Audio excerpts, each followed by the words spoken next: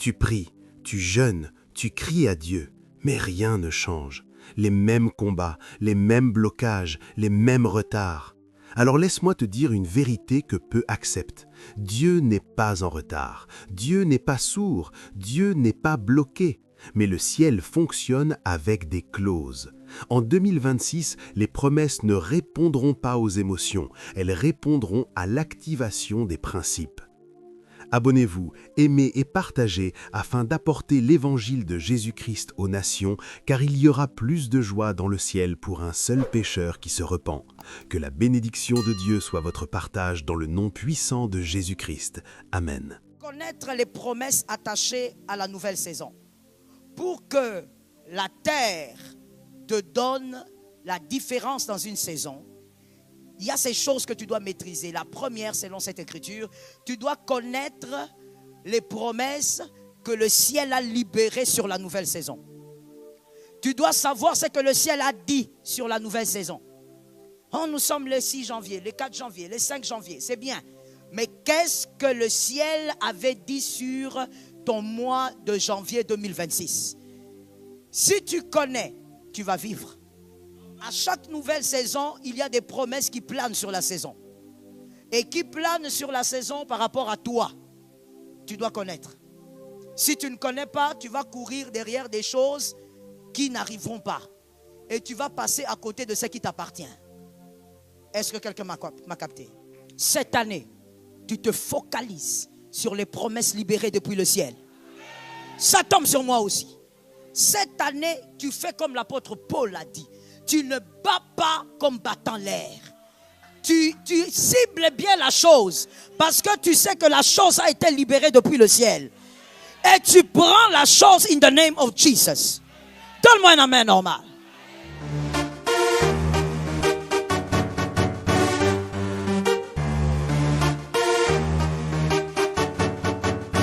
Les clauses du ciel. Les clauses du ciel. En cette saison qui commence, il y a des réalités à comprendre. Et il est important de savoir que dans une nouvelle saison, tout le monde souhaite la différence. Et la différence n'arrive pas parce qu'on souhaite. La différence n'arrive pas parce qu'on l'a déclaré le 31. La différence n'arrive pas parce qu'on a trop crié « bonne année ». La différence arrive parce qu'on comprend les mystères du ciel et de la terre. La différence arrive parce qu'on n'est pas un homme charnel, on est un homme d'esprit. Les cieux et la terre sont deux entités qui collaborent. Il n'y a pas meilleur collaborateur que les cieux et la terre. Depuis la Genèse, depuis le début de tout, les deux ont toujours collaboré, coopéré. Il y a possibilité que la terre réponde au ciel. Il y a aussi possibilité que le ciel réponde à la terre. Aujourd'hui, je te parle d'un ciel qui répond à la terre. Merci d'éclairement. Ce n'est plus à redire qu'on n'a pas de téléphone, on a un carnet. C'est une nouvelle année, sois sérieux avec les choses de Dieu. Il y a possibilité, je disais, que la terre réponde au ciel.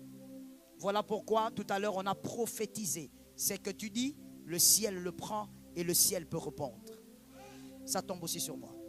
Il y a aussi possibilité que la terre ou que le ciel réponde à la terre et que la terre réponde au ciel. Les terrestres, pour l'instant, on va dire que nous sommes sur terre, nous sommes les terrestres. Les terrestres ne doivent pas s'attendre à un changement parce qu'ils l'ont proclamé le 31 décembre. Les terrestres doivent s'attendre à un changement parce qu'il y a réponse. Il doit avoir des réponses. Une entité pose des questions, l'autre répond.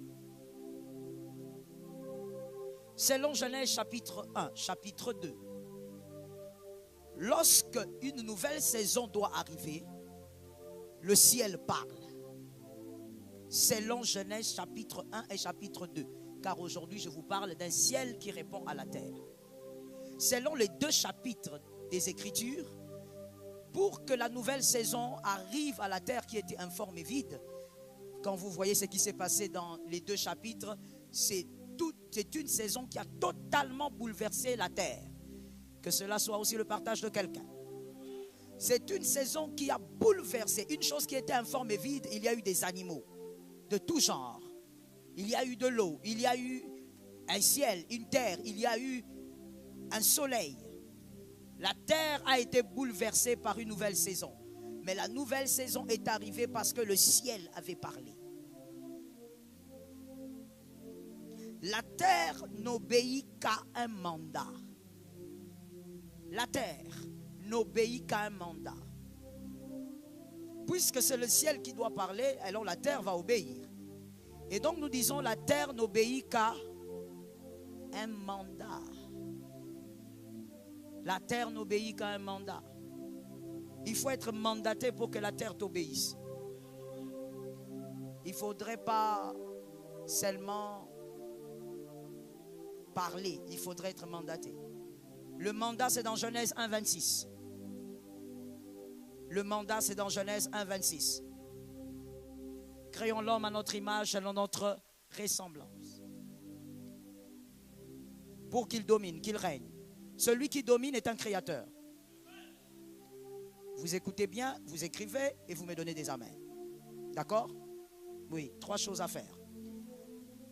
Le dominateur est un créateur. Il n'y a pas de dominateur qui ne soit créateur. Tout dominateur crée d'une manière ou d'une autre. Et puisque c'est celui-ci qui est mandaté, l'homme créé à l'image de Dieu. L'animal ne peut pas parler et que la terre obéisse. L'animal parle, mais la terre ne réagit pas. Ce seul mandaté, c'est celui qui est créé à l'image de Dieu. Parce qu'il n'est pas seulement dominateur, il est dominateur selon Dieu. Et je tiens à préciser que cette écriture ne dit pas le chrétien. On dit l'homme créé à l'image. Localise-moi un voisin, répète-lui cette phrase. L'homme qui est créé à l'image de Dieu.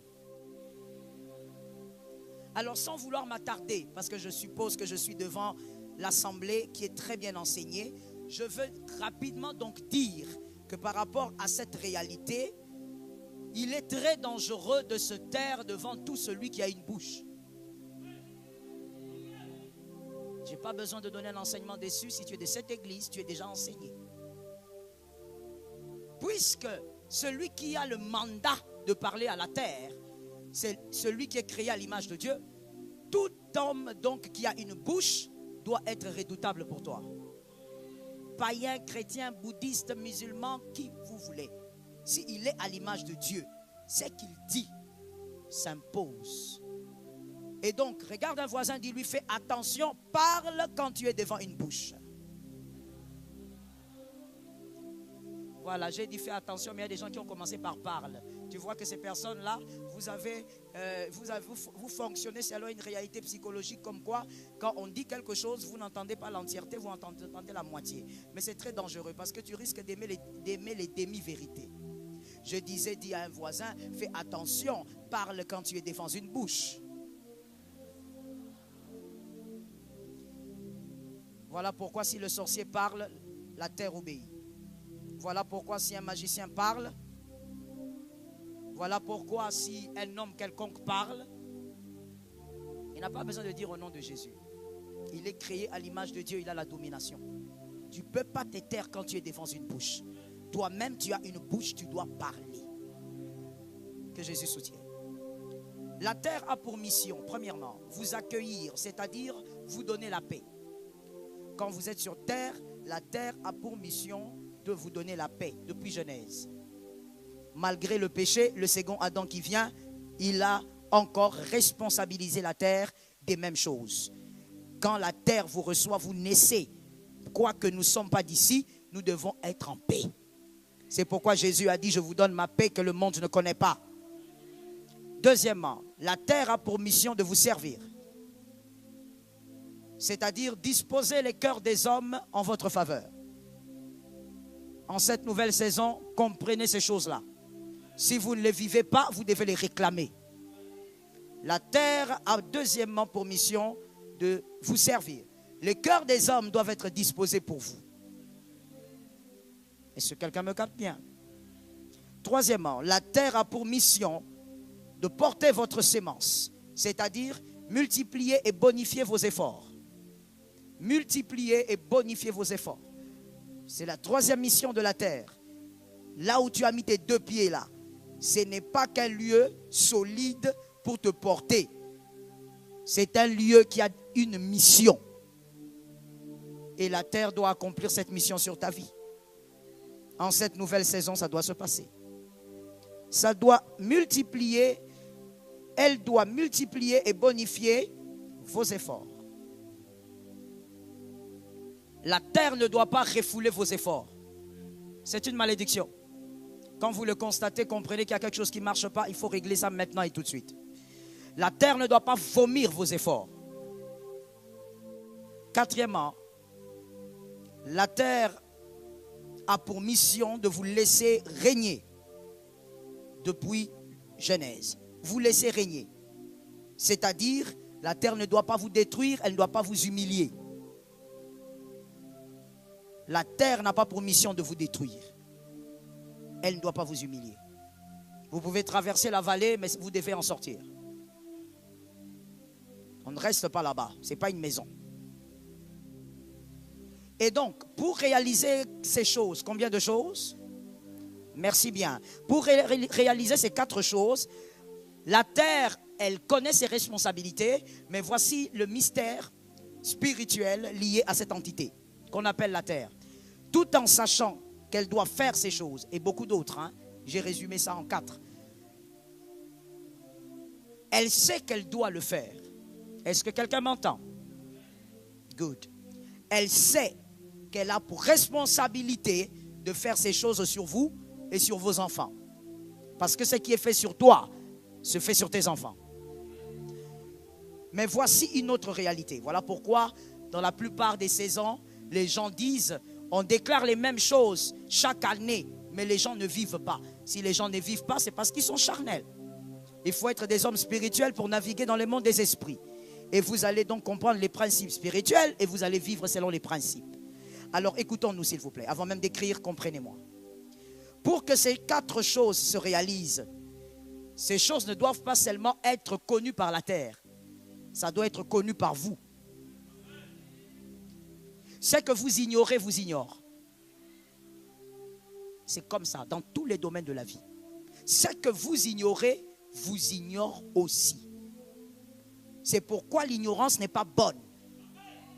C'est pourquoi l'Écriture dit, vous devez connaître la vérité.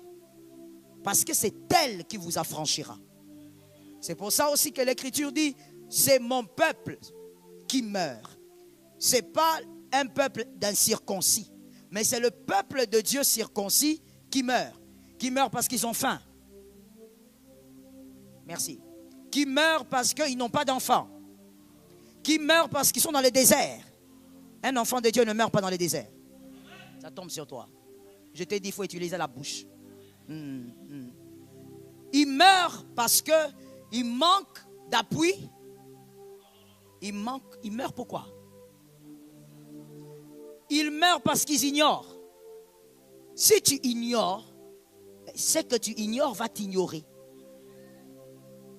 La terre peut savoir qu'elle doit te servir. Mais si toi tu ne le sais pas, rien ne va s'activer.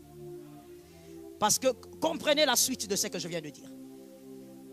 Ce que tu ignores, virgule, ça veut aussi dire que ce que tu ignores n'est pas activé. Parce que tout ce qui s'active, s'active en étant nommé. Les gens intelligents ont écrit. Parce que je vois des gens me regarder. Alors, qu'est-ce que tu écris dans ton carnet? Tout ce que tu ignores ne s'active pas. Même si la chose est là. Voilà pourquoi l'Écriture dit, le peuple meurt. Il n'a pas de connaissance, il n'est pas informé. Ce n'est pas qu'il n'a pas été béni, il n'est pas informé qu'il a déjà été béni. Ce que tu ignores n'est pas activé. Pourquoi? Parce que ce que tu ignores, tu ne peux pas le nommer. Or, c'est en nommant une chose que la chose s'active. Il faut être spirituel dans une saison. Il ne faut pas seulement crier bonne année. Bonne année n'amène rien. Il faut être spirituel et comprendre les mystères de l'esprit. Voilà pourquoi il y a une écriture. Je sais que vous l'avez déjà écrit, vous êtes tellement intelligent pour le faire. Il y a une écriture dans Genèse 19, 20. Genèse 19, 20, la Bible dit, Dieu amène les animaux devant Adam. Pour qu'il fasse quoi?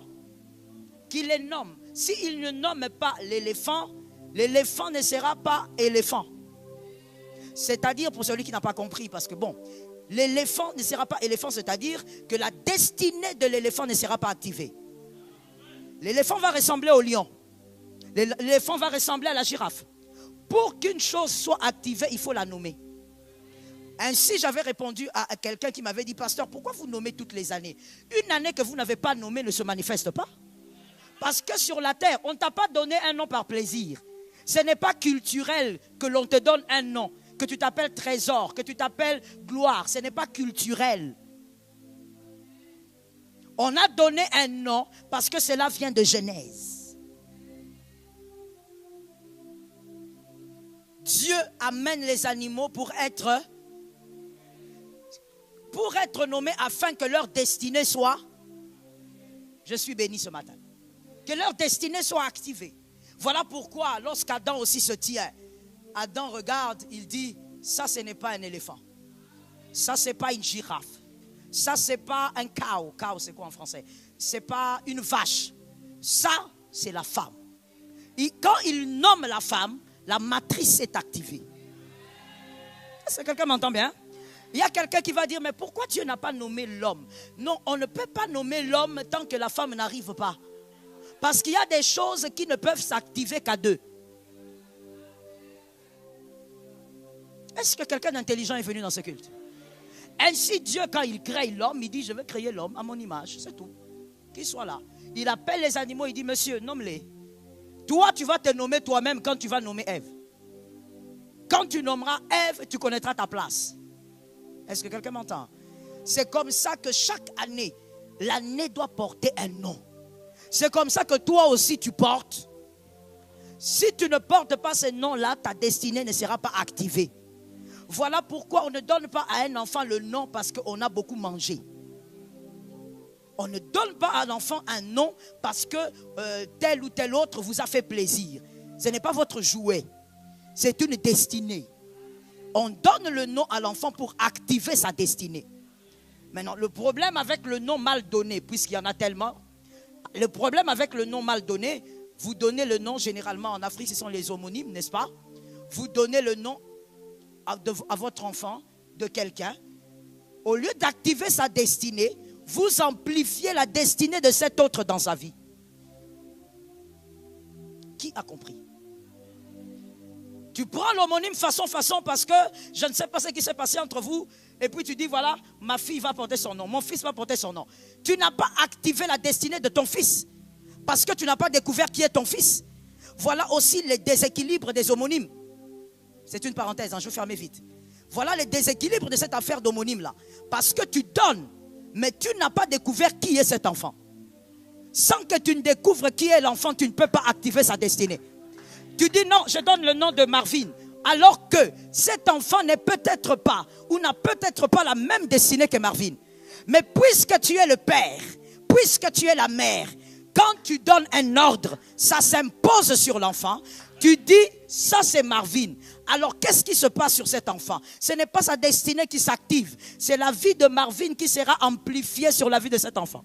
C'est comme ça que, excusez-moi, c'est un exemple, n'est-ce pas mon fils?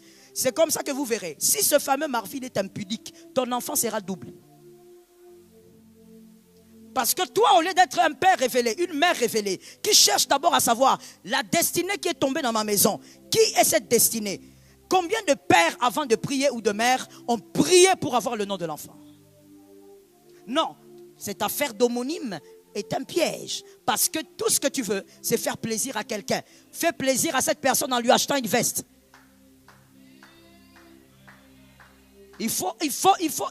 Monsieur, il faut vivre ta maturation quand tu es un père.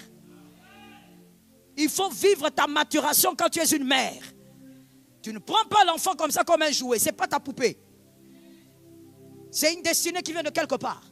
Et donc tu vas faire subir cet enfant des choses parce que tu as mal activé sa destinée. C'est comme ça que toi qui me regardes aussi, tu as vécu des choses attachées à ton homonyme.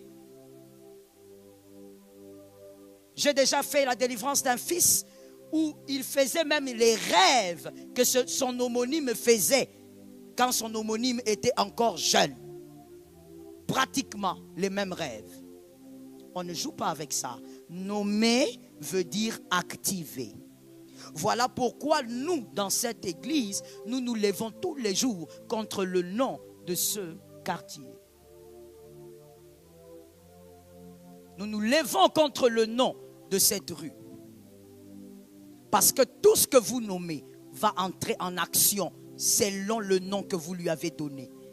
L'homme est un créateur. Quand tu nommes, tu actives. Est-ce que quelqu'un m'entend? Que Jésus te donne la victoire. Je ferme la parenthèse des homonymes. N'oubliez jamais donc d'activer votre année en nommant votre année.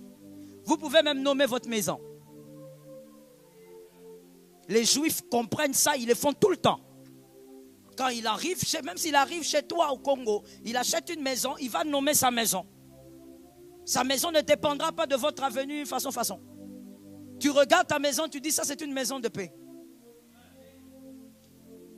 J'avais beaucoup aimé une dame qui avait fait, une américaine qui avait fait une mémé américaine, elle avait fait un TikTok là, et elle disait, dans cette maison, le diable n'a pas de place.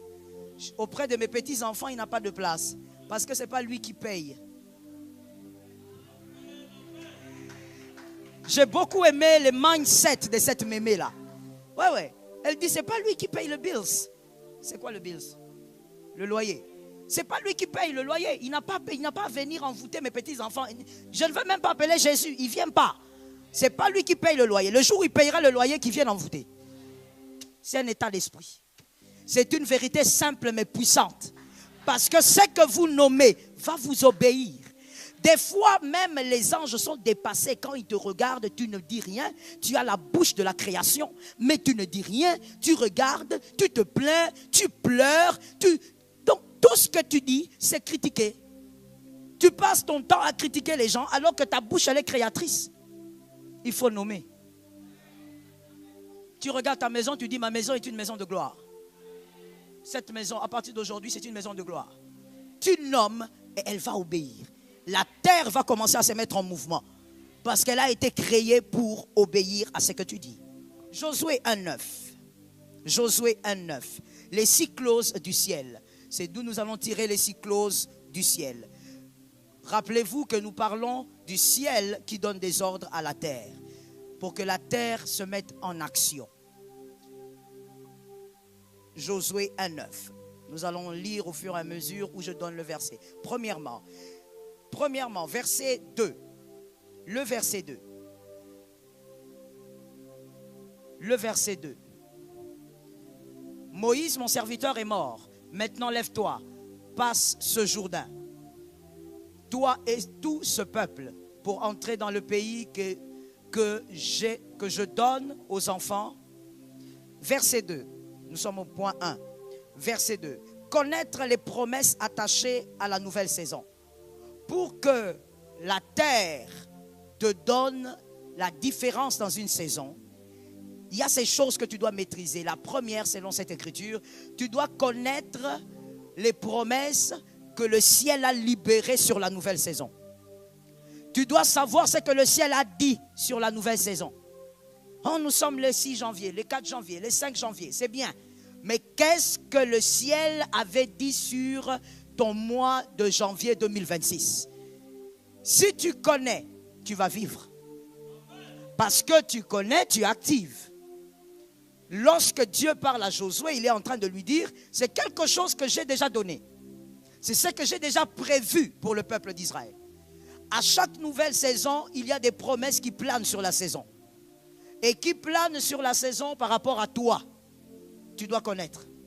Si tu ne connais pas, tu vas courir derrière des choses qui n'arriveront pas. Et tu vas passer à côté de ce qui t'appartient. Est-ce que quelqu'un m'a capté? Dis à un voisin, la première chose, tu dois connaître ce que le ciel a libéré sur la saison. Si tu ne sais pas ce que le ciel a libéré sur ta saison, tu vas pleurer alors qu'il y a le puits à côté. Il ne faut pas pleurer alors qu'il y a le puits à côté. Tu dois voir le puits parce que le puits a été prévu. Ça tombe aussi sur moi, mon frère. Localise quelqu'un, dis-lui, le puits a été prévu. Localise un autre, dis-lui, mais tu dois le savoir. Tu risques d'être là en train d'attendre. Tu attends quelque chose qu'on a déjà donné. Mais tu ne peux pas recevoir si tu ne sais pas. Nous sommes aujourd'hui le 4. Connais ce que Dieu a prévu cette saison pour toi. Tu vas prier pour le mariage alors que Dieu ne l'a pas prévu. Tu ne vois pas que tu gaspilles le temps. C'est pourquoi on dit il faut connaître. Let me talk to you. Ce n'est pas parce que tu es célibataire, fille ou garçon, que toutes les années tu dois prier pour le mariage. Non. Non. La preuve c'est que tu as prié l'année passée. Tu t'es marié. J'aime cette sincérité-là. Ici, c'est l'école. On apprend ici. Si tu aimes seulement les recevoir, il faut changer d'église. Ici, là, on apprend. Tu t'es marié. Tu as prié l'année passée. Tu t'es marié. Toi, tu crois que tu ne t'es pas marié parce que tu as mal prié. Non. On ne blague pas avec l'écrivain de la destinée. Tu ne t'es pas marié parce que ce n'était pas prévu. C'est tout. Dieu avait prévu autre chose. C'est tout. Je ne suis pas en train de parler des combats spirituels. Je ne suis pas là-bas. Tu avais prié que tu sois homme comme femme. Tu avais prié que Dieu te donne une femme, non? Pourquoi il ne t'a pas donné? Il manque des femmes. Le problème, c'est que tu dois savoir, est-ce que c'est cette année que mon pied va entrer quelque part? Si ton pied ne doit pas entrer là-bas, tu dois savoir pour que tes prières soient mieux canalisées. Listen to me. Quand tu perds ton temps à prier pour que tu te maries alors que Dieu ne le prévoit pas cette année-là, ne penses-tu pas qu'il y a une onction gaspillée qui devait tomber sur toi dans un autre domaine? Beaucoup de prières gaspillées. Alors que la même onction était peut-être prévue pour te donner un très bon travail. Mais toi, tu ne le savais. Cette année, tu te focalises sur les promesses libérées depuis le ciel. Ça tombe sur moi aussi. Cette année, tu fais comme l'apôtre Paul a dit. Tu ne bats pas comme battant l'air. Tu cibles bien la chose parce que tu sais que la chose a été libérée depuis le ciel. Et tu prends la chose in the name of Jesus. Donne-moi un amen normal. Pas de perte de temps. Est-ce que quelqu'un m'entend bien? Pas de perte de temps. Vous savez, il y a très peu de femmes, je crois qu'elles existent, mais il y a très peu de femmes qui prient pour la croissance de leur bébé quand le bébé est dans le ventre. Il y a très peu. Peut-être aujourd'hui, avec la connaissance qui s'accroît et certaines réalités spirituelles, il y a des femmes qui comprennent qu'elles doivent le faire. Moi, par exemple, personnellement, je n'ai jamais prié pour ça. Toutes les fois où j'étais enceinte de mes enfants, je n'ai jamais prié pour ça. Pourquoi? Dans ma tête, c'est que c'est automatique. Il y a des choses, quand vous connaissez que c'est pour vous, ça devient automatique. Ne prie pas avec gaspillage. C'est pas parce que tu es marié, tu as une femme avec des enfants, que chaque année tu dois commencer à prier, Seigneur, promotion. Peut-être que le Seigneur ne te donnera pas la promotion jusqu'à ce que tu vas grandir. Tu gaspilles le temps. Ouais. Il faut savoir. C'est la guérison au fait de beaucoup de choses. Le savoir. C'est pourquoi il faut aimer la connaissance. Je n'ai pas aimé cet amen. Les jeunes sœurs, aimez la connaissance. Lisez, lisez. Pas seulement la Bible, lisez. Lisez beaucoup. L'année passée, tu as lu combien de livres? De combien de pages? Lis. Toi-même, le petit livre là que le pasteur Joël écrit, tu n'as pas fini. Le pasteur Joël a écrit combien de livres? Voilà. Voilà. Voilà, c'est lui sur qui je vais envoyer le feu. Voilà, parce qu'il vient de gaspiller les années d'écriture que j'ai passées. Attendez, combien de livres vous avez dit? Voilà. Voilà. Voilà les personnes sur qui je vais envoyer le feu. Donc vous ne savez même pas. Il y a 8 livres. 8. Toi, tu as lu combien? C'est une tristesse. Hein? L'intelligence des astres, vous l'avez lu? Un livre très spirituel. Où on explique les mystères de l'esprit. Tu n'as pas lu. Parce que toi, tu n'aimes pas lire. Tu aimes seulement l'argent. Et quand l'argent arrive, tu n'arrives même pas à bien gérer. Parce que tu n'as pas là. Connaître, c'est être sauvé. Oui. Connaître, c'est le salut. Il faut connaître. Il faut lire. Tu te poses la question, j'ai fini l'année, combien de livres j'ai lus? Lis. Aime la connaissance. Que le mensonge ne règne pas sur toi. Le premier point, on a dit qu'il faut connaître quoi? Les promesses sur la saison. Parce qu'il n'y a pas de saison qui commence sans promesse. Dieu libère les promesses. Le ciel parle avant même que tu n'entres. Alors tu dois savoir, cette saison, le ciel a libéré quoi? Et ne rate pas cela. Deuxième chose, c'est selon le verset toujours de Josué 1, mais cette fois-là c'est le verset 3 et le verset 4. Deuxième chose, selon le verset 3 et 4. Le verset 3 et 4. Tout lieu que foulera la plante de votre pied, je vous le donne. Comme je l'ai dit. Voilà le problème, gardez-moi cette écriture. Voilà le problème avec la plupart d'entre nous. Nous ne lisons que la première partie. Et là, quelqu'un était déjà prêt à dire Amen. Tout lieu que foulera la plante de votre pied, je vous le donne. C'est Dieu qui parle, n'est-ce pas? C'est toujours le ciel qui parle. Il y a une virgule. Il y a la virgule. Comme. S'il n'y a pas de comme, complétez quand même. S'il n'y a pas de comme, c'est-à-dire, il n'y a pas de foulée des pieds. Il n'y a pas de posséder quelque part. On ne te donne pas la terre parce que tu l'as foulée. On te donne parce qu'on a promis à quelqu'un. Est-ce que cette écriture... Oh non, là où j'irai, je vais régner. Ce n'est pas ce qui est dit. On a dit, on va te donner quelque chose qu'on avait déjà promis à quelqu'un. Localise quelqu'un, dis-lui, toi tu as ton quelqu'un ou pas? Dis ça comme ça mon frère. C'est le français que le pasteur Joël a sorti là. Localise quelqu'un d'autre, dis-lui, est-ce que tu as ton quelqu'un? La Bible, il ne faut pas la lire seulement comme ça. La Bible, ce n'est pas Kirikou, ou Kwaku, ou Tintin, et Milou. C'est la Bible. Elle parle.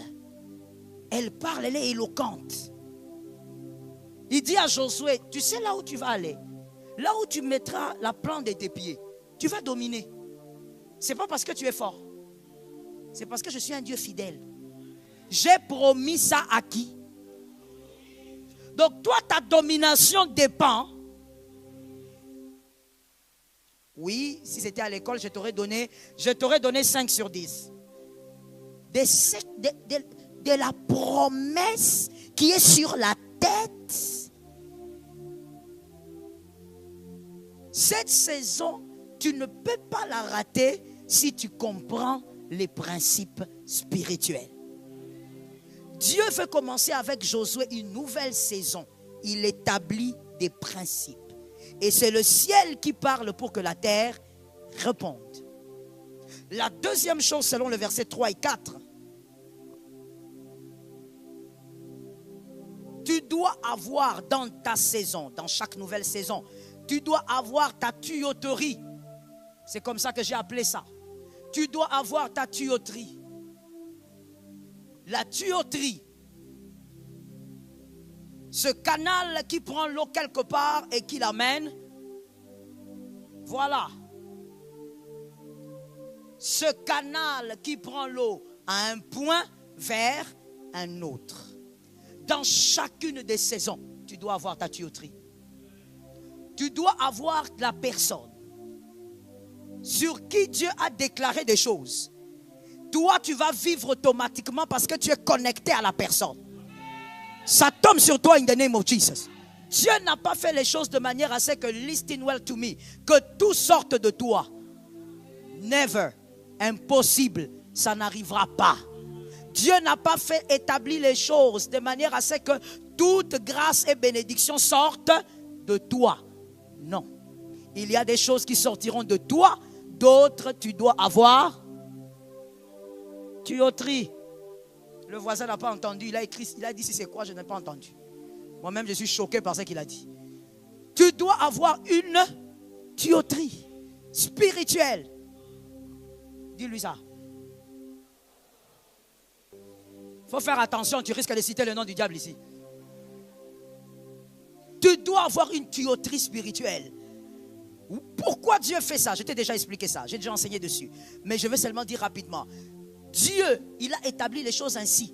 Parce que chaque gloire doit avoir pour racine l'humilité. Chaque gloire.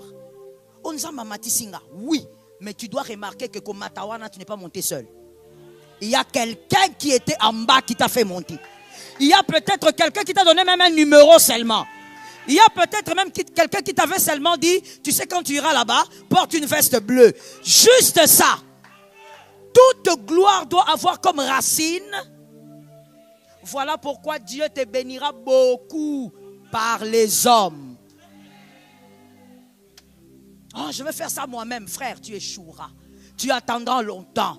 L'année va passer, les choses ne vont pas changer. Parce que tu n'as pas de tuyauterie. Cette écriture de là où tu fouleras tes pieds, ce n'est pas une écriture isolée. On dit tu vas fouler tes pieds et tu vas régner parce que tu as un Moïse. Cette promesse n'est pas pour toi, Josué. Cette promesse était sur Moïse. Et si toi tu vas régner, c'est parce que tu étais connecté. Est-ce que vous vous rappelez qu'il y avait Josué et Caleb? Ce sont les deux qui sont sortis adultes de l'Égypte, n'est-ce pas? Les deux que Dieu avait laissés vivants. Mais pourquoi Dieu ne l'a pas dit à Josué, plutôt à Caleb? Pourquoi il a dit seulement à Josué que c'est toi qui vas régner là où tu vas fouler? Parce que Caleb était là, mais il n'était pas proche de Moïse. C'est celui qui est proche de Moïse qui va prendre les promesses de Moïse. Donne-moi un amen de celui qui comprend les choses. Tu es en train de gaspiller le temps, frère. Le serpent aussi dans le monde actuel, il parle beaucoup et il parle partout. Il vous faut entendre que tu n'as pas besoin de lui, tu n'as pas besoin de tel. Courage, frère, tu vas attendre, les années vont passer, tu ne changeras pas de vie. Il y a des principes spirituels à maîtriser. Est-ce que quelqu'un m'entend? Tu ne dois pas avoir un pasteur. Tu dois avoir plus qu'un pasteur. Je ne parle pas d'avoir un pasteur. Avoir un pasteur, c'est celui qui se tient ici du haut de la chair, qui te parle après, amen, amen, tu rentres chez toi. Non, non, je ne parle pas de ça. Ça, c'est la vie de Caleb. Ça, ce sont les Caleb. Il voit Moïse de loin, Moïse parle, Moïse... mais quand Moïse quitte là, Moïse se retire. Il y a Josué. Josué qui vient là où Caleb ne peut pas arriver. C'est lui qui prend les promesses que Moïse est resté avec sur la tête et mort avec. Comme aucune promesse de Dieu ne va en terre. Rapayesh.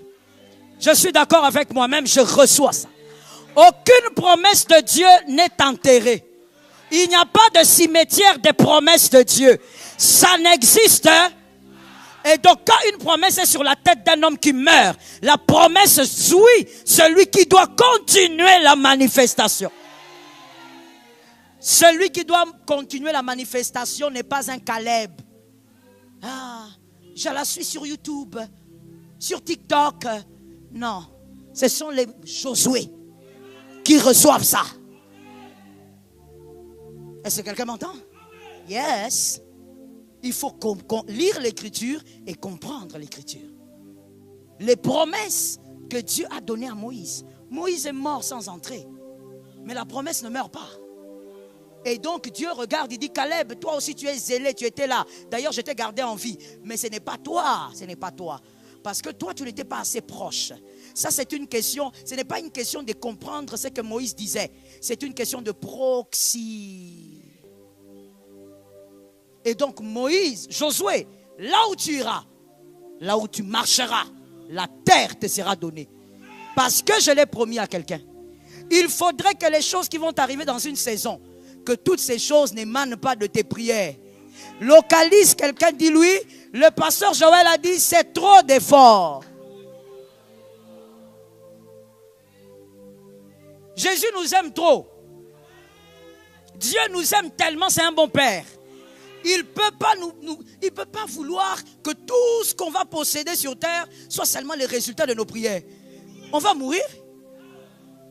Nous allons mourir, mon frère. Dieu a organisé les choses autrement.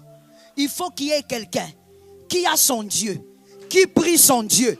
Dieu fait des promesses. Ces promesses-là te suivent. Ces promesses-là te localisent.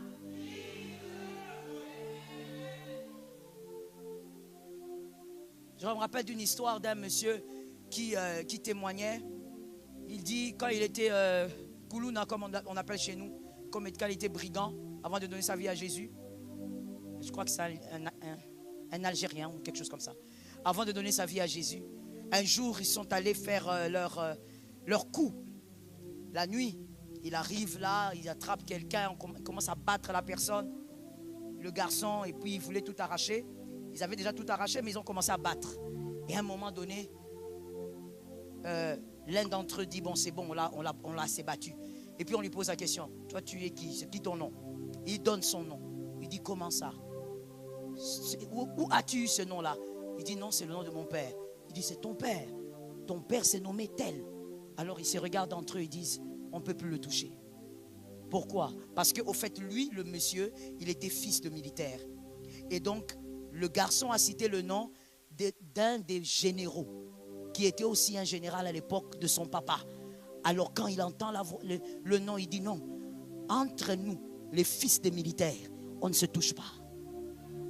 Ce garçon-là a été sauvé de la mort à cause du nom. Il y a eu un transfert de miracle, de vie, pas à cause de sa taille.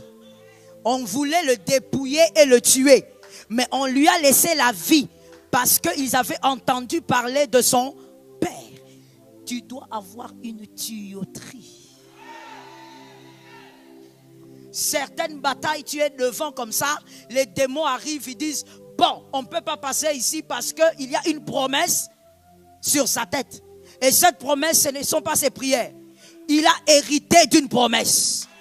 Ça tombe sur toi, c'est gratuit. Dans la saison, tu dois passer à certains endroits parce que tu as hérité de la promesse. Voilà, au lieu de te battre pour hériter des maisons et tout ça, bats-toi pour hériter des promesses. Est-ce que quelqu'un m'entend bien? Il ne faut pas seulement être là depuis que tu as commencé. Oh, pasteur, priez pour moi. Oui, c'est bien. On va prier. On va libérer. Ta tuyauterie est où? Tu vas beaucoup souffrir si tu manques ça. Ça te permet de passer vite. Regardez, si vous voulez vous écrivez, mais je vais le dire rapidement. Vous verrez qu'il y a comme modèle dans la Bible Naomi et Ruth, Moïse et Josué, Jonathan et David, Élie et Élisée, Mardoché et Esther, Jean-Baptiste et Jésus. Et vous voyez que Jean-Baptiste avec Jésus, puisqu'il s'agit de Jésus, c'est le plus grand modèle. Vous verrez que dans Matthieu 3,16, l'Esprit est descendu comme une colombe parce que Jean-Baptiste a accepté d'être la tuyauterie. Et Jésus d'ailleurs lui a dit, je sais que tu te sens un peu imparfait parce que moi je suis Dieu, toi tu es la créature, mais laisse faire les Écritures. Jean-Baptiste avait refusé. Il a dit, mais comment toi tu es Dieu, moi je vais te baptiser. Et il a dit, non, fais, parce que pour l'instant, tu es la tuyauterie. Il a baptisé et la Bible est claire. Quand il est entré dans l'eau, il est sorti, le ciel s'est ouvert. Le ciel, pourquoi le ciel s'est ouvert? Laisse-moi te choquer. Le ciel ne s'est pas ouvert parce qu'il est sorti de l'eau. Si c'était ça, il fallait qu'il entre lui-même, qu'il sorte. Le ciel s'est ouvert parce que Jean-Baptiste avait fait son travail. C'est pourquoi quand il a dit à Jean-Baptiste, baptise-moi, quand il a refusé, il a dit, tu dois le faire, monsieur. Il pouvait bien entrer par lui-même et sortir. Le ciel n'allait pas s'ouvrir. Vous devez avoir une tuyauterie. Localise quelqu'un, dis-lui, tu dois tuer l'orgueil, mon frère. Localise quelqu'un d'autre, dis-lui, fais tuer l'orgueil, fais tuer l'orgueil. Tu dois avoir une tuyauterie. Est-ce que quelqu'un m'entend bien? Can I talk? C'est pourquoi des fois tu es là, tu es en train d'attendre, tu attends. Mon frère, ce que tu cherches se trouve à côté. Ce que tu cherches, quelqu'un d'autre l'a déjà porté. Il faut maintenant que toi tu portes ça. Tu vois, c'est un peu comme Élie avec Élisée. L'onction est sur la tête d'Élie, mais tu sais, quand Élie monte, c'est que l'onction sur sa tête est expirée. C'est pourquoi il a dit que si tu me vois monter, tu vas prendre. Parce que dès que j'arrive au-dessus là, expiration. Sur ma tête, ça ne peut pas rester. Ça va forcément tomber sur quelqu'un. Mais ce n'est pas tombé sur les prophètes. Il y avait un chant des jeunes prophètes là-bas. Ça n'a pas localisé ces jeunes prophètes. Proxy. Que Jésus te donne la victoire. 40e élément. 3. Je suis dans le temps. On y va. Le verset 5. Même chapitre. Le verset 5. Nul ne tiendra devant toi tant que tu vivras. Quelle phrase puissante. Je serai avec toi comme j'ai été. Ah, l'ombre de Moïse ne part pas. Hein? Mon frère, dans la vie, il faut marquer Dieu comme ça. Oui, Dieu se marque aussi. Hein? Toi, tu n'as jamais marqué Dieu. Toujours des problèmes avec Dieu. Toujours des péchés. Toujours des repentances. Hein? 2026, tu vas entrer. D'abord, comment est-ce que tu as fini d'abord le 31 là? Le premier là, la nuit, tu étais où? Non, Saint-Esprit purifie. Tu étais où le premier la nuit? Avec qui? D'autres n'ont même pas fait, ne sont même pas sortis avec des gens. Non. Tu as péché dans la gloutonnerie. Toi, tu crois que péché, c'est seulement l'impudicité? Tu as mangé à un niveau comme si tu allais mourir. Pourquoi tu as fait ça? Est-ce qu'aujourd'hui tu n'es pas là? C'est quoi le problème? La nourriture là est restée sur ta tête? Pourquoi tu as péché comme ça? Tu as tellement mangé que tu vas... Ah, d'accord, j'ai compris. J'ai compris. C'est pourquoi tu es doux comme ça. Hein? Je vois les jeunes ici, ils ont un visage de douceur ce matin. Comme s'ils sont des bonnes personnes. Tu as mal au ventre bien. Ta douceur là, on sent que tu as eu beaucoup d'indigestion. Frère, pourquoi pécher inutilement en commençant l'année? Il y a des plus grands défis à relever. Tu peux tout par le Saint-Esprit. Il faut seulement prendre les bonnes décisions et lui va faire le reste. Ce n'est pas à lui de prendre des décisions pour toi. Décide bien et lui va te soutenir. Marque Dieu cette année in the name of Jesus. Regarde comment Dieu n'arrive pas à parler sans parler de Moïse. C'est comme s'il regrette.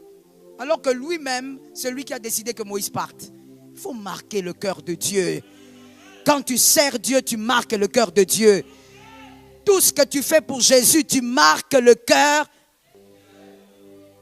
Ne cherche pas à impressionner ton pasteur aura une tombe. Ton pasteur aura une tombe. Il ne faut pas perdre le temps dans ces choses-là. Il faut faire plaisir à ton pasteur. C'est normal. Mais tu dois te battre. J'allais dire te tuer pour marquer le cœur de Dieu. Moïse est partout ici. Je ne te délaisserai point. Je ne t'abandonnerai. Le 5. Dans chaque saison, il faut bâtir une confiance nouvelle entre toi et le Christ. Christ déclare qu'il n'abandonnera pas quelqu'un cette année, mais ça ne sera pas gratuit. Tu dois faire confiance. Chaque saison qui arrive, que la confiance soit renouvelée. Pas seulement renouvelée, mais qu'elle soit haussée également. À quel moment est-ce que la confiance se renouvelle? Quel moment la confiance croît? C'est pendant les batailles. Alors je dis à quelqu'un, cette année, les batailles arrivent. La confiance croît aussi dans la vallée. Cette année, il y aura la vallée, mon frère. Il faut être barricadé, préparé. On peut être comme Daniel, on prie 3 fois par jour, aux mêmes heures, avec respect. On sait que Dieu écoute, mais c'est dans la fosse au lion qu'on a la confirmation que Dieu est là. Ça tombe sur ma maison. C'est dans la fosse au lion qu'on a la confirmation que Dieu est là. Si tu demandais à Daniel pendant qu'il priait tous les 3 fois par jour, Dieu, tu es sûr qu'il est là? Il t'aurait dit oui, il est là. Parce que je sais qu'il m'écoute. Parce que je prie. Mais quand je suis devant le lion, je ne prie pas. Devant le lion, je suis en danger. Et quand je peux dormir avec le lion toute la nuit et me réveiller, j'ai la confirmation que Dieu est là. La confiance grandit dans les batailles. Cette année, tu seras secoué. Jésus sera là. C'est pour te permettre de savoir que Jésus est là. Il y a plus grand que les hommes, c'est Jésus. Et donc, la confiance doit grandir. N'oubliez que dans la bataille, Jésus confirme sa présence quand tu as confiance. Si dans la bataille, toi, tu es rempli de peur, mon frère, la peur, c'est l'arme du diable. Il faut faire grandir la confiance. Alors cette année, s'il vous plaît, mes fils et mes filles, déjà à votre niveau, et tous les autres aussi, s'il vous plaît, évitez avec « je suis trop combattu ». Si tu es trop combattu, c'est pour que la confiance monte. D'accord? C'est pour que la confiance en Jésus s'élève. Plus ça va mal, plus on crie à Jésus. Plus ça va mal, plus on dit « où est la main de Dieu ?» Ne cherche pas la main des hommes sera absente. Localise-moi un frère, dis-lui la confiance en Christ. La confiance en Christ. Vous savez, quand vous avez confiance en Christ, il y a des choses que vous ne faites pas. D'accord? Oui. Quand vous avez confiance en Christ, vous n'allez pas quémander quand ça ne va pas. Quand il n'y a pas, vous n'allez pas quémander. Ce n'est pas de l'orgueil, c'est de la confiance. Vous avez confiance en Christ, vous dites que le Christ s'en occupe. Vous savez, plusieurs fois, j'ai vu des gens dire « Pasteur, que le Christ s'en occupe, priez pour moi, que le Christ m'aide. » D'accord, on a prié, mais il n'a même pas laissé au Christ le coucher du soleil. Lui-même, il est déjà parti chercher la solution. Toi, tu donnes le timing à Dieu? Tu n'as pas à donner le timing. Attends. Il a dit à Habakkuk, attends là, reste là. Et puis il a même précisé, même si, c'est-à-dire que ça va, reste là. Arrête de t'agiter comme ça. L'agitation déforme. Quelqu'un d'intelligent l'a dit à un frère, une soeur. Ça déforme. Tu vois, si tu étais resté calme quand je t'ai dit, comme tu t'es séparé de ton ex là, reste calme. Si tu m'avais écouté, tu n'allais pas commencer à aller. Ça veut dire que tu as le visage de tous les ex que tu as eus. Ton visage s'est métamorphosé. Quand on te regarde, on dit, mais Asa fille, toi Asa garçon. Parce que tu t'es tellement agité. Oh Simba, oh, tu touches ici. Calme-toi. La Bible dit, c'est dans le calme et la confiance. Voilà, complète le verset. Ça réside dans quoi? Le calme et la confiance. Calme. Je ne comprends pas, mais je suis calme. Qui t'a dit que tout le monde est calme parce que tout le monde comprend? Non. On est calme, même si on ne comprend pas. On ne s'agite pas.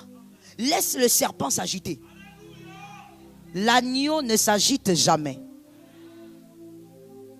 Si tu vois l'agneau s'agiter ou une brebis s'agiter, c'est qu'elle a une maladie. Hein. Clairement, elle souffre d'une maladie, je ne sais pas quelle maladie, vache folle ou quoi.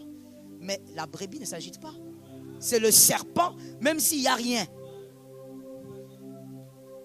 Est-ce que cette année, tu peux te calmer? Est-ce que cette année, tu peux écouter le Seigneur dans le calme? Oh, quand est-ce que je vais acheter une maison? Mon frère, est-ce que tu peux te calmer? Toi, tu crois que tout ce qui compte, c'est d'acheter une maison? Certains ont des maisons, ils ne dorment pas. Je ne parle même pas de ceux qui ont touché les gris-gris, non. Il faut faire attention. Pourquoi tu t'agites?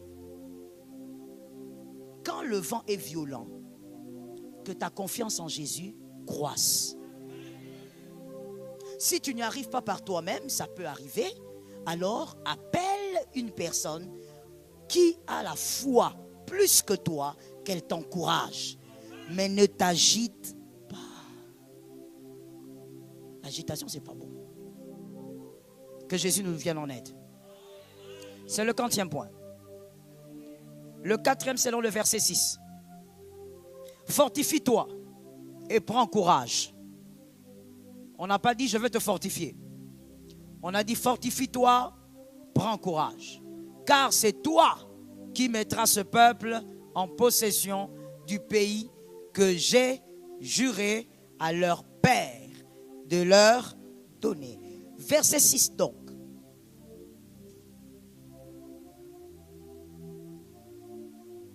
Vous devez avoir foi en votre destinée. Il n'y a pas une saison de gloire pour celui qui ne croit pas en sa destinée. Il ne faut pas seulement croire en ta saison, crois en ta destinée.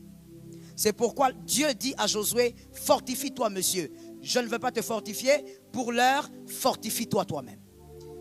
Parce que vous devez croire en votre destinée. Croire en un Dieu puissant sans croire en la destinée, c'est gaspiller la foi. Je répète, croire en un Dieu puissant sans croire en votre destinée, c'est gaspiller la foi. Point. À la ligne, s'il vous plaît. Si tu crois en Dieu sans croire en ta destinée, tu seras un perdant. Si tu crois en Dieu sans croire en ta destinée, tu seras un perdant. Virgule.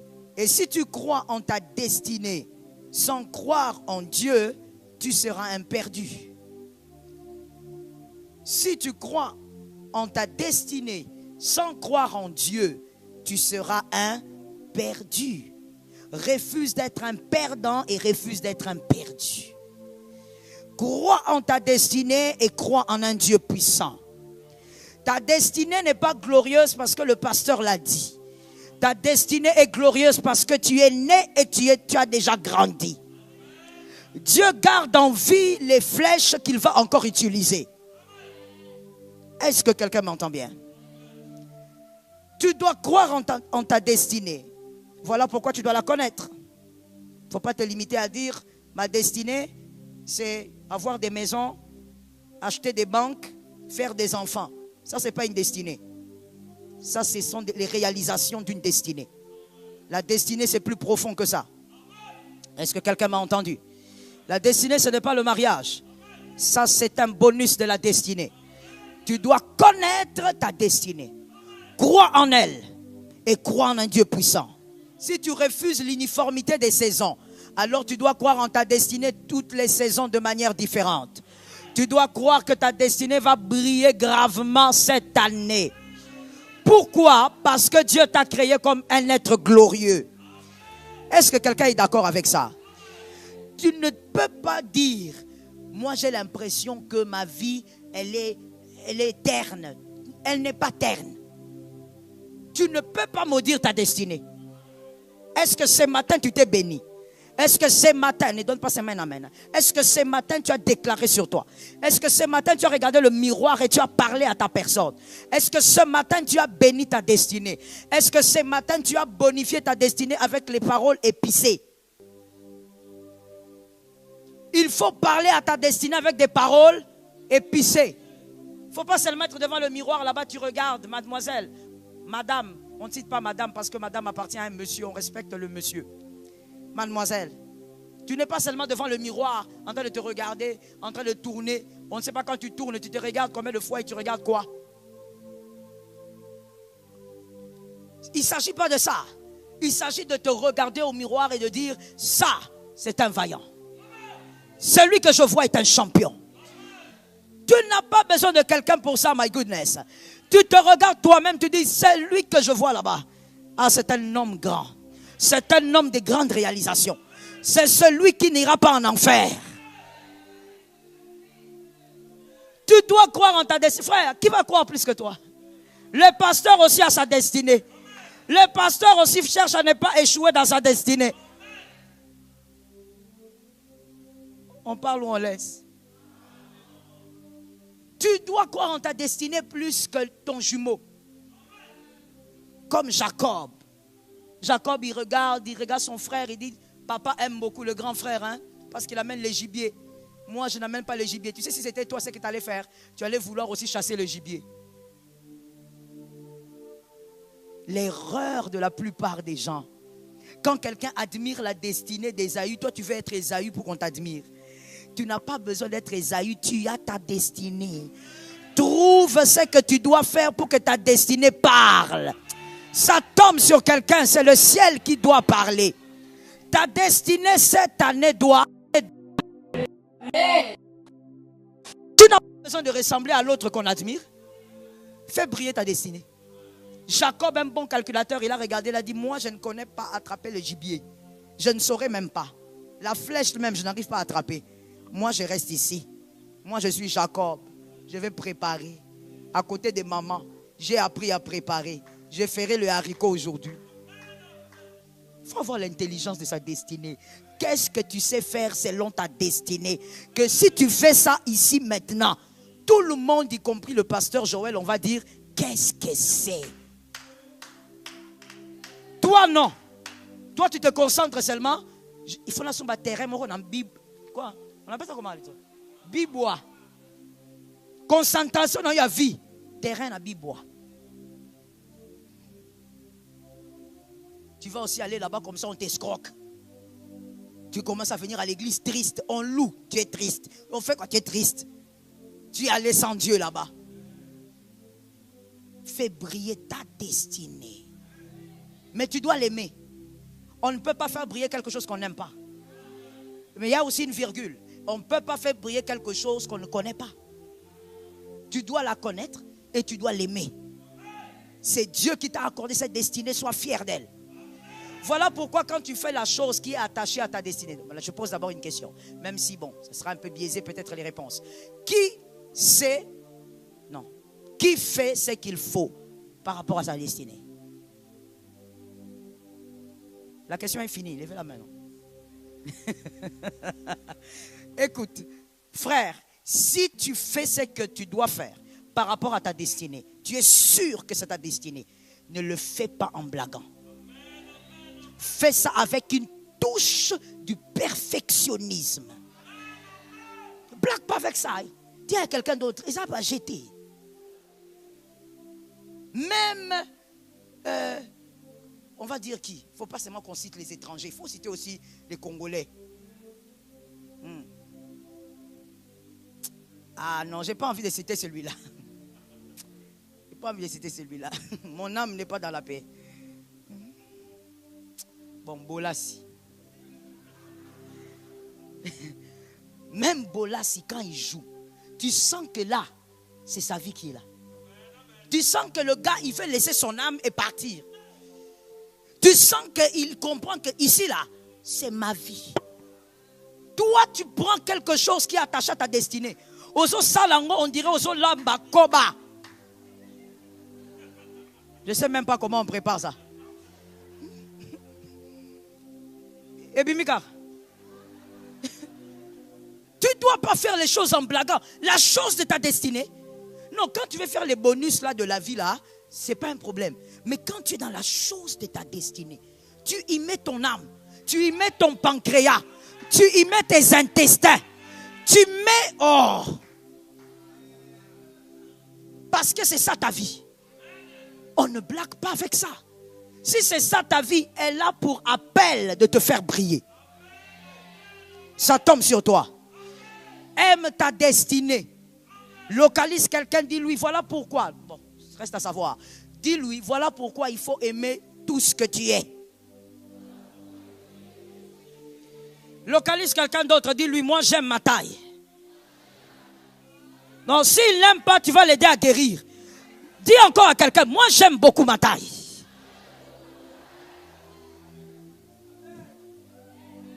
Tu as vu comment le sourire est sorti? Il faut aimer ta taille. Hein? Frère, il ne faut pas être complexé. On a un mobile, il faut le problème. Et ça bien Taïwan. C'est bien comme tu es comme ça, monsieur.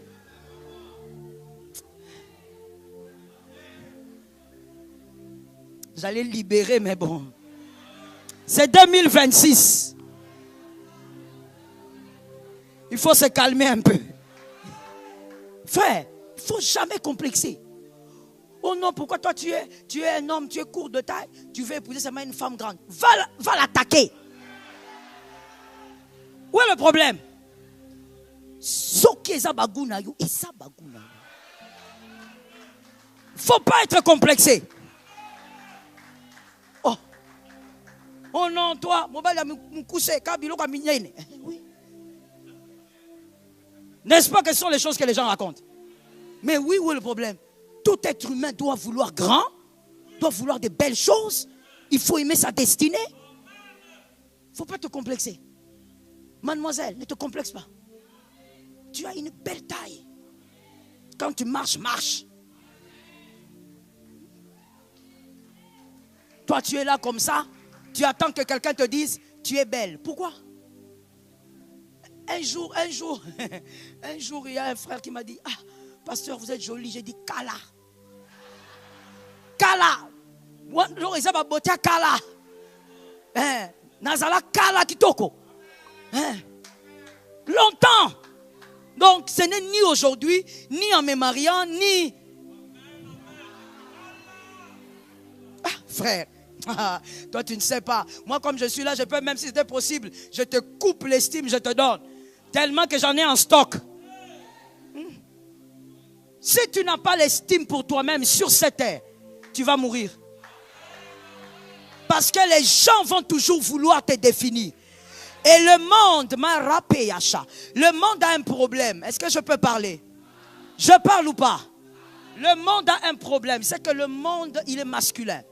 Donc, c'est-à-dire que l'espace donné à la femme n'est pas très grand. Donc, automatiquement, quand il y a une femme qui sort du lot, tout le monde cherche à l'arrêter.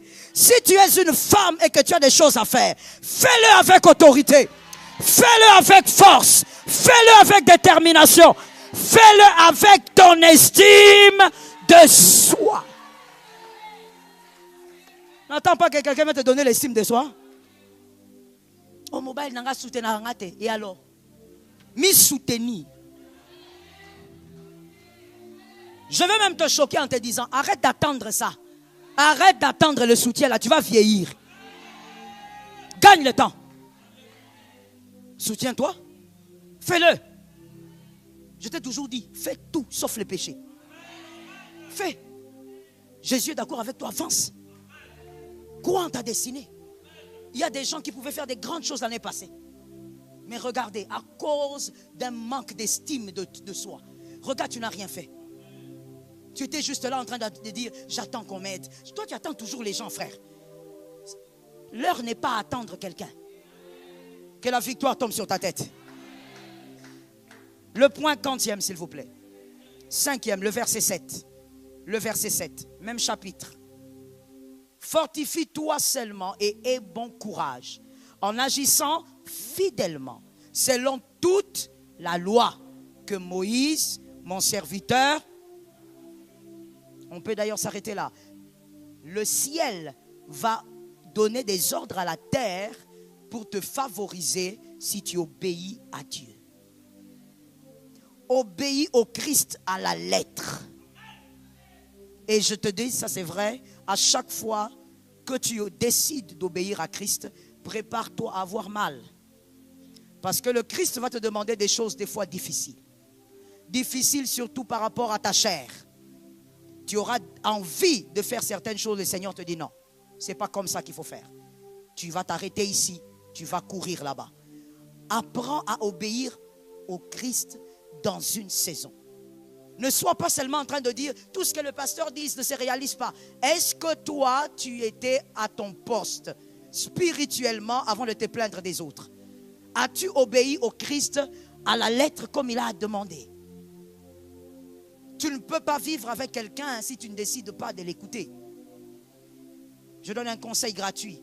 Il y a des personnes qui ont arrêté d'écouter d'autres. Ça veut dire qu'il est tellement bouché qu'il n'écoute rien. Tu parles, il ne t'écoute pas. Il prépare la défense. Vous connaissez des gens comme ça? Tu causes avec lui comme ça là.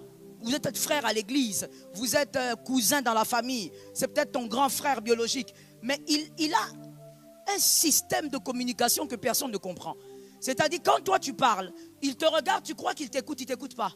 Il prépare la défense qui va libérer.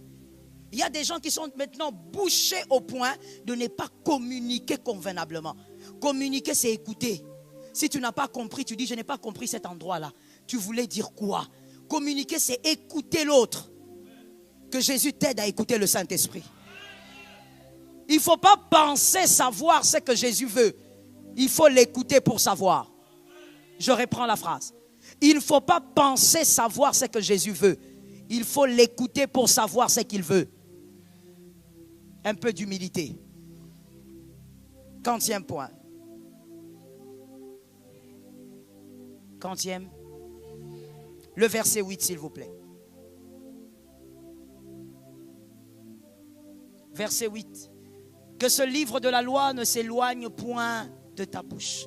Médite-le jour et nuit. Je t'ai donné les 6 clauses du ciel pour que ta saison manifeste sa brillance. Le 6e ici, c'est écouter le Saint-Esprit plus que les hommes. Écouter le Saint-Esprit plus que les hommes. Tu passes beaucoup de temps à écouter ta télé. Cette année, ça doit changer par la grâce de Dieu. Tu passes beaucoup de temps à écouter ton téléphone. Cette année, ça doit changer par la grâce de Dieu. La saison de quelqu'un ne peut pas changer comme ça, mon frère. Même si tu es dans une église où il y a le feu qui sort, ta saison ne changera pas avec cette manière de vivre.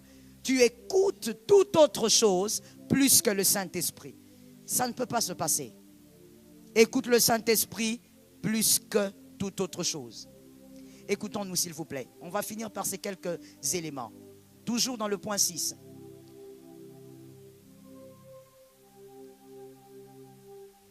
Tu ne peux pas prétendre écouter quelqu'un, et là c'est dans tous les domaines, précisément en parlant du Saint-Esprit, tu ne peux pas prétendre écouter quelqu'un si cette personne, tu ne lui donnes pas de l'espace dans la vie, dans ta vie. Tu ne peux pas prétendre écouter quelqu'un à qui tu ne donnes pas de l'espace dans ta vie. Une personne que tu écoutes, c'est à qui tu as donné de l'espace. Dans ta vie, il a de l'espace. Est-ce que le Saint-Esprit peut avoir plus d'espace que ton téléphone cette année? J'ai entendu 3 amens. Est-ce qu'il peut avoir plus de l'espace que tes copains, tes amis? 4 heures, 5 heures, causant avec des amis. Et le Saint-Esprit, tu entres dans ta chambre, tu te mets à genoux avec le sommeil, tu dis merci Seigneur, merci, c'est toi qui es Dieu. Et tu montes au lit. Et tu dis, pourquoi chaque année, les années ne changent pas, seulement les déclarations prophétiques. Mais toi, ta vie a quelle qualité? Ta vie spirituelle a quelle qualité? J'avais dit que vous ne pouvez pas prétendre écouter quelqu'un à qui vous... D'accord. L'importance d'une personne dans une vie, je l'appelle personne parce que la Bible l'appelle aussi personne. Le Saint-Esprit a des émotions. C'est pourquoi je l'appelle personne. L'importance d'une personne dans votre vie, c'est mesure par, premièrement, l'espace accordé dans votre vie. L'importance d'une personne dans votre vie, que ce soit votre mère, votre père, votre pasteur, votre mari, votre femme, peu importe, et aussi et surtout le Saint-Esprit, c'est mesure par l'espace accordé dans votre vie. Deuxièmement, son champ de manœuvre dans votre vie. Le champ de manœuvre de cette personne révèle quelle est l'importance de cette personne dans votre vie. Son champ de manœuvre. Est-ce que le Saint-Esprit est libre de te dire tout et tu feras tout? Ou jusqu'aujourd'hui, il y a des choses que le Saint-Esprit n'ose pas te dire parce qu'il ne veut pas que tu pêches. Il sait que s'il te le dit, tu ne le feras pas. Tu ne peux pas dire que tu respectes ou qu'une personne est importante dans ta vie quand elle n'est pas libre d'agir ou de faire ou même de décider dans ta vie. Troisièmement, l'importance d'une personne est aussi mesurée par la pondération qu'a ses dires dans votre vie. La pondération qu'a ses dires dans votre vie. Quand le Saint-Esprit parle, est-ce que tu trembles? Quand le Saint-Esprit parle, est-ce que tu te sens obligé de t'arrêter? Quand le Saint-Esprit parle, est-ce que tu te sens obligé d'obéir? Ou tu relativises? Et là, on peut savoir le Saint-Esprit a quelle importance dans votre vie. Et ça, c'est pour toutes les relations, même les relations humaines. Tu ne peux pas prétendre que ta femme a beaucoup d'importance pour toi quand ce qu'elle dit, voilà, ça ne compte pas. Ça ne compte pas parce que, voilà, généralement, elle ne dit rien d'intelligent. Elle ne dit rien d'intelligent, mais qu'est-ce que tu fais avec elle? Comment est-ce que tu l'as choisie? Quand une personne est importante pour vous, vous voyez, c'est par ces petites choses-là que l'on peut savoir si vraiment elle est importante pour vous. C'est le 40e point. Maintenant, c'est le 4e. C'est le 4e. Lorsqu'une personne est importante pour vous, cela se manifeste aussi, et merci de bien l'écrire, ça se manifeste aussi par la satisfaction que vous procure son plaisir. Cela se manifeste aussi par la satisfaction que vous procure son plaisir. La personne est contente et vous, ça vous fait très plaisir de voir cette personne heureuse. Ça, ce sont les éléments qui montrent quelle est l'importance de cette personne dans votre vie. Que le Saint-Esprit soit content pour toi, ça compte ou ça ne compte pas? Ben voilà. Tu sais ce qui rend heureux le Saint-Esprit. Tu ne le fais pas pourquoi alors? Ça doit compter. Le plaisir qu'a le Saint-Esprit dans tel ou dans tel autre domaine, ça devrait créer en toi une grande satisfaction. Quand le plaisir de ton fils ne te dit rien, c'est qu'il y a un problème dans cette relation. Quand le plaisir de ta fille ne te dit rien, il y a un problème. Et on peut continuer avec toutes les autres relations. Le dernier point, c'est le point 5, n'est-ce pas? Une personne a de l'importance également dans votre vie, et je crois que vous l'avez deviné, par le respect que vous accordez à cette personne, mais pas face à elle-même, face aux autres. Le respect accordé à cette personne face aux autres, pas face à elle-même forcément. Quand tu respectes ton père, c'est devant les autres que tu manifestes ce respect plus que même devant lui-même. Et on comprend quelle est l'importance que cet homme a dans ta vie. Est-ce que quelqu'un m'entend? Respecter ta mère devant elle et puis être avec les autres qui la dénigrent et toi tu es là, tu en ris, il n'y a pas de respect. Clair ou pas clair? Respecter ta femme quand tu es avec elle, tu la respectes, tu parles bien avec elle, tu la sers même, mais quand tu es avec tes potes, tes amis peuvent dire n'importe quoi sur elle et toi tu es là en train de rire. Et quand on te pose la question, tu dis ben, qu'est-ce que tu voulais que je dise? C'est leur avis. On ne critique pas ta femme devant toi. Il y a quelque chose qui a raté au fait. Je n'ai pas envie de choquer, mais vraiment il y a quelque chose qui a raté. On ne peut pas critiquer ta femme devant toi. Ta femme c'est toi-même. Est-ce qu'on peut parler un tout petit peu? Ta femme c'est toi-même. Est-ce qu'on se comprend? Je ne sais pas si on va vraiment se comprendre, parce que je vais aller vite, puisque ce n'est qu'une parenthèse. Je disais, ta femme, c'est toi. Mais ta femme, comment le dire? Ta femme, c'est toi, mais elle n'est pas toi. Je le dis autrement. Ta femme est à l'intérieur de toi. Tu n'es pas à l'intérieur de ta femme. Comme ça, peut-être c'est mieux. Ta femme est à l'intérieur de toi. Toi, tu ne seras jamais à l'intérieur de ta femme. Quoique c'est la femme qui donne naissance, tu n'es pas à l'intérieur de ta femme, mais elle est à l'intérieur de toi. Elle a été créée par toi et non l'inverse. Aucun homme n'a été créé par la femme. La femme a été créée par l'homme. Et donc, tu ne peux pas permettre qu'une partie de toi soit humiliée devant toi. Même quand elle a tort, tu la défends en public. En cachette, tu lui dis, tu vois ça? Ça, c'est incorrect. Tu ne peux pas faire ça parce que regarde, ça te diminue, ça te rabaisse. Mais devant les gens, tu dois protéger ta femme. Le respect, c'est le minimum. Tu dois respecter ton mari en privé ainsi qu'en public. Mais en public encore plus. Est-ce que quelqu'un m'entend bien? Il est important de comprendre que le Saint-Esprit mérite le respect devant les hommes. Il faut que les hommes sachent que tu as du respect pour celui que tu adores. Quand il s'agit de lui, il n'y a pas de négociation. Quand il s'agit de lui, il n'y a pas de dialogue. Il a dit et la chose est dite, c'est fini. J'ai besoin qu'un homme, une femme disent Amen. Quand c'est le Saint-Esprit, on court sans regarder derrière. La manière dont tu traites ta vie spirituelle dans une saison détermine ce qui arrivera et ce qui n'arrivera pas. La vie chrétienne n'est pas une vie de slogan. Les choses n'arriveront pas parce que tu as beaucoup prié en transpirant. Les choses arriveront parce que tu as respecté les principes du ciel et de la terre. Qu'Adonai te soutienne et que Jésus bénisse sa parole. Thank you, Lord, for the grace.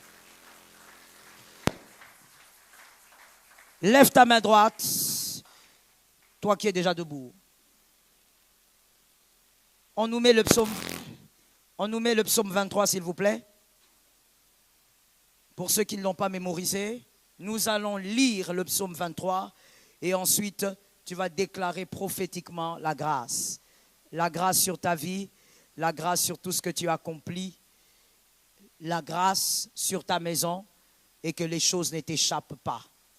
Au nom puissant de Jésus. Nous refusons de subir ce que le diable a préparé. Je suis d'accord avec toi.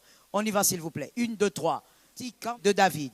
L'Éternel, je ne manquerai.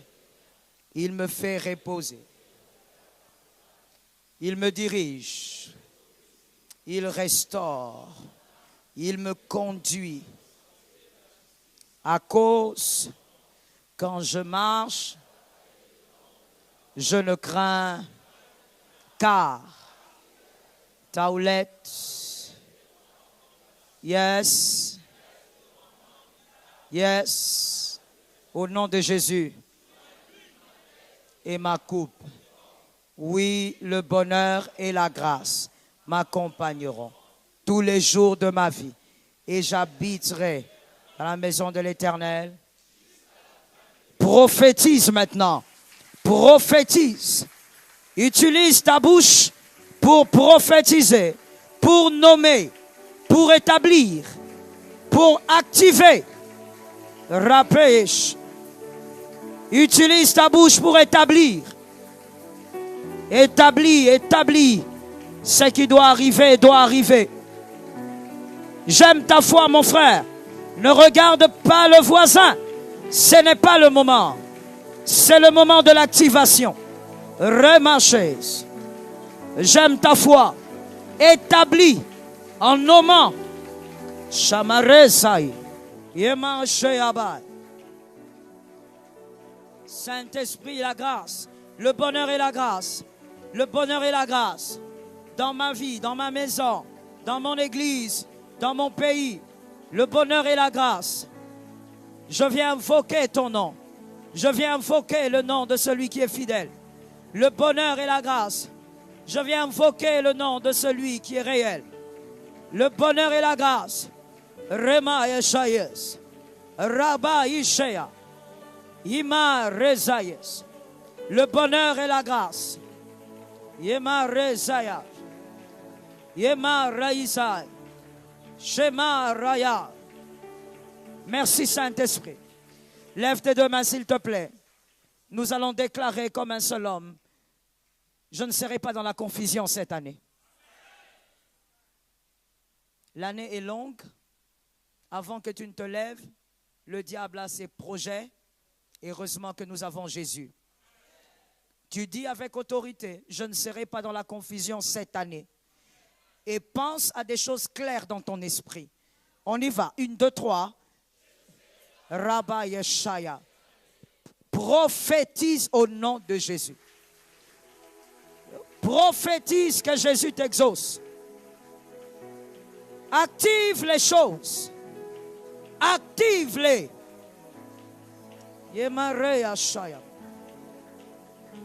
Shalom bien-aimés dans le Seigneur Jésus-Christ. J'espère que vous avez aimé cette vidéo. Abonnez-vous et partagez pour porter l'évangile de Jésus-Christ aux nations, car il y aura plus de joie dans le ciel pour un seul pécheur qui se repent. Merci de faire partie de notre famille Wonderful Jésus-Christ.